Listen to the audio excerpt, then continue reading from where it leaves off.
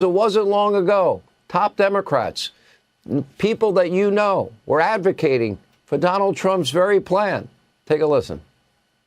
This report tells us how to cut waste, cut red tape, streamline the bureaucracy, change procurement rules, change the personnel rules, and create a government that works better and costs less. By paying for these plans first with cuts in government waste and efficiency, second with cuts, not gimmicks, in government spending. We'll prove that we can spend the money we have in an appropriate way and stop wasting so much of it. But over the next several months, we will be looking at every other agency and program, asking the direct question, do we really need this agency? Do we really need this program? 20 years into a period in our history where most American wage earners are working longer work weeks for stagnant wages. It is outrageous for the government to have rules and regulations which take those people's money from them and spend it on things that cannot be justified. One of the commitments that I made to the American people was that we would do a better job here in Washington in rooting out wasteful spending. Ah, amazing. They sound like Donald Trump, except they never got the job done.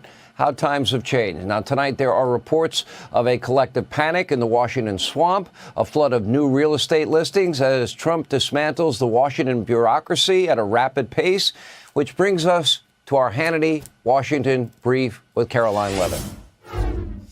And joining us with more, White House Press Secretary, the one and only Caroline Levitt. I got these clips today, and I looked at them, and I said, oh, wow, they wanted to be Donald Trump, but they weren't able to pull it off. What's your reaction?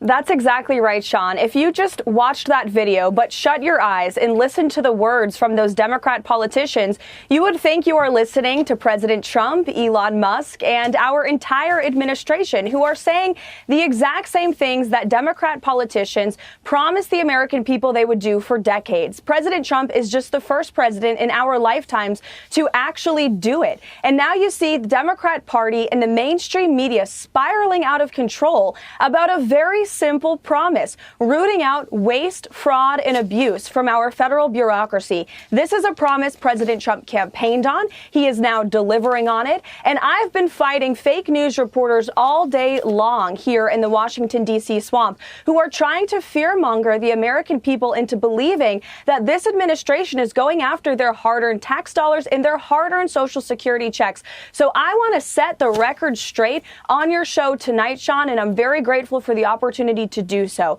President Trump has directed Elon Musk and the DOGE team to identify fraud at the Social Security Administration. They haven't dug into the books yet, but they suspect that there are tens of millions of deceased people who are receiving fraudulent Social Security payments. And so their goal in going into the Social Security Administration is to identify three things. Number one, to identify duplicate payments and to end them. Number two, to identify payments that are going to deceased people who are no longer living and should no longer be receiving that money. And number three, to protect the integrity of this system for hardworking Americans who have been paying into it their entire lives. So rest assured to all of the people watching your show tonight, if you paid into the system, honestly, you will continue to receive your Social Security checks. Do not buy into the lies from the legacy fake news media who are trying to fear you and scare you into believing otherwise. This is what we've seen them do about President Trump for years with every promise that he has made.